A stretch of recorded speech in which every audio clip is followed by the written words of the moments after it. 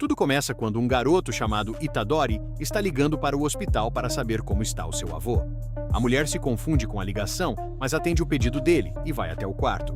Chegando lá, o avô de Itadori fica muito irritado e pede para que ele não vá até o hospital vê-lo. Itadori escuta tudo e diz que passa lá no outro dia. Ao anoitecer, um garoto está à procura de um objeto amaldiçoado muito poderoso e acha que ele está escondido em um abrigo meteorológico. Mas ao abrir, não encontra nada. Então liga para o seu mestre e diz não encontrar o objeto. E ele responde que não deve voltar sem ele. Na mesma noite, Itadori e seus amigos brincavam de invocar espíritos.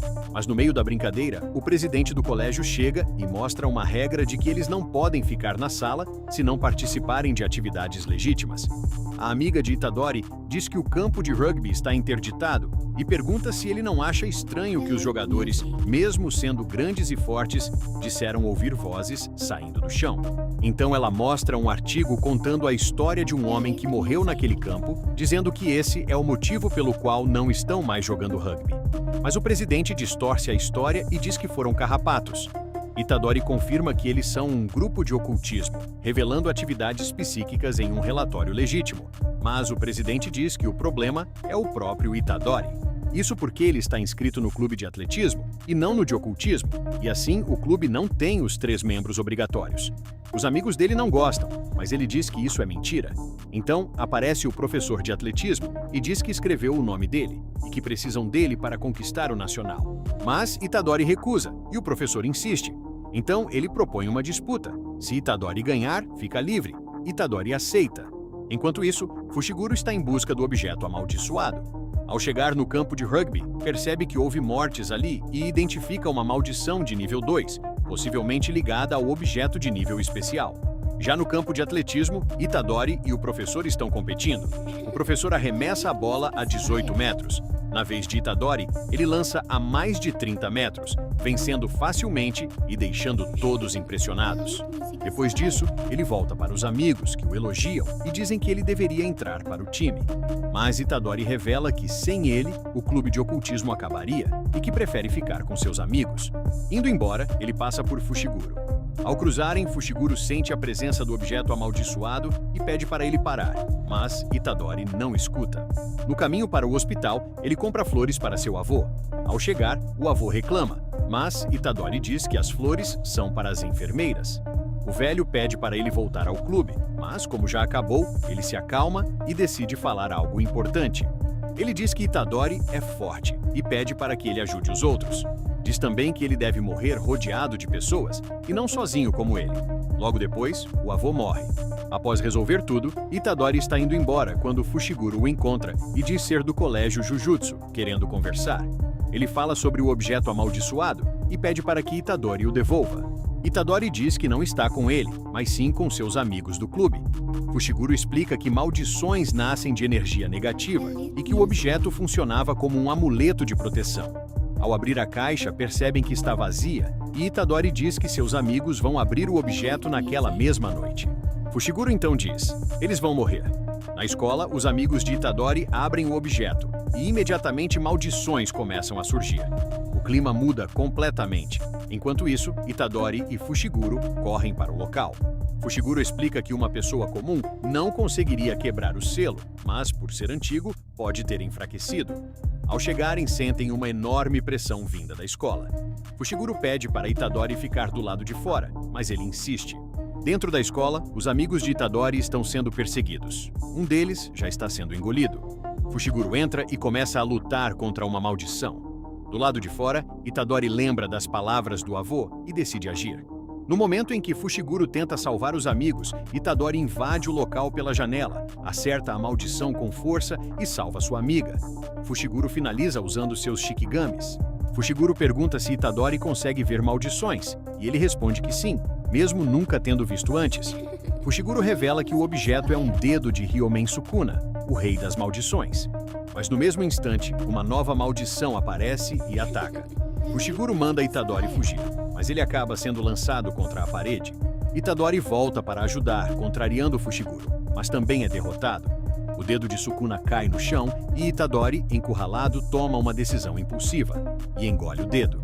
Fushiguro acredita que ele morreria, mas ao invés disso, Itadori se levanta, destrói a maldição e assume a forma de Sukuna, com marcas pelo corpo e um sorriso assustador.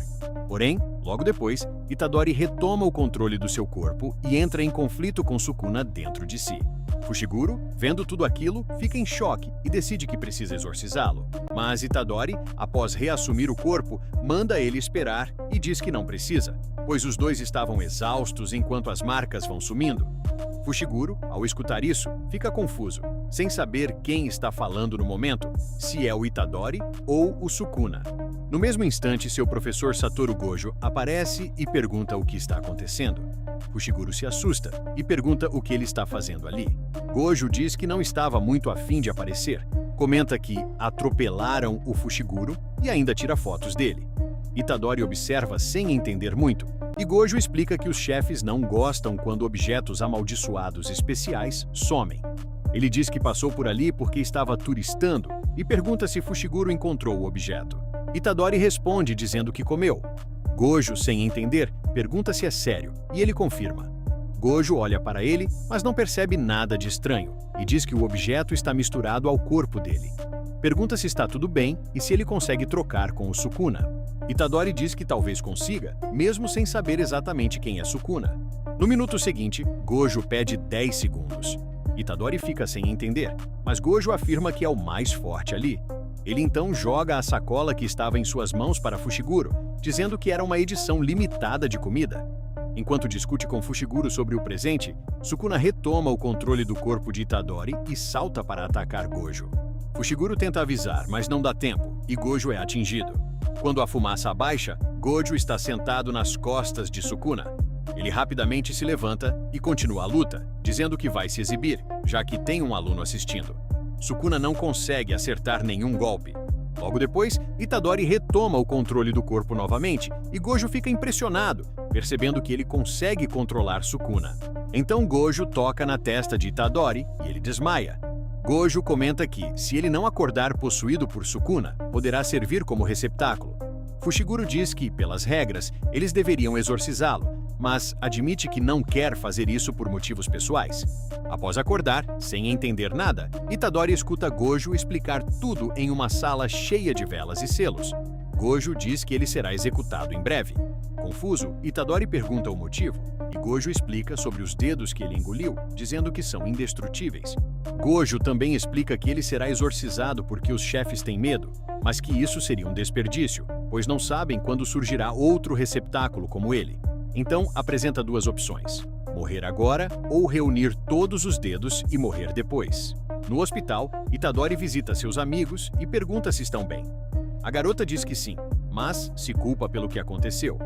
Itadori afirma que já sabe de tudo, explica sobre as maldições e o dedo, e diz que a culpa não foi dela, mas sim dele, pedindo desculpas.